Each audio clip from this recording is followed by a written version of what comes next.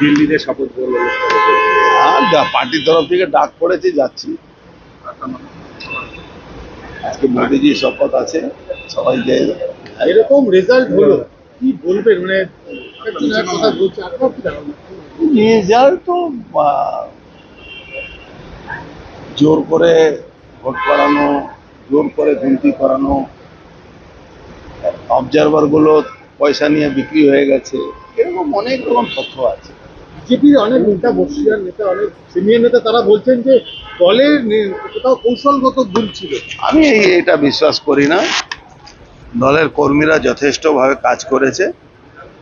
যারাই এটা বলছেন, আমার মনে হচ্ছে এটা পাবলিকলি না বলাই উচিত। নিজে আমি কি করতে পেরেছি বা ইলেকশন কমিশনের ভূমিকা নিয়ে অস্পষ্টভাবে সারা বাংলার মানুষ দেখেছে, সেটা নিয়ে না বলে দলের মধ্যে দলের কথা বলার। আজ উচ্চ নেতৃত্বের সঙ্গে কথা বলবেন, সেটা সুযোগ পেলে নিশ্চয়ই আমাদের কথা। বলছে যে টেম্পোরারি শপথ গ্রহণ অনুষ্ঠান হচ্ছে, সরকার থাকবে, এই সরকার থাকবে অনিশ্চয়তায় ভরা সরকার।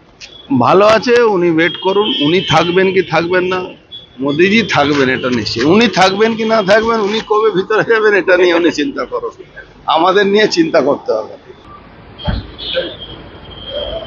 দাদা বলছেন অনিশ্চয়তায় ভরা টেম্পোরারি শপথ, টেম্পোরারি শপথ। ববি হাকিম বলছেন মাথার তার কাটা।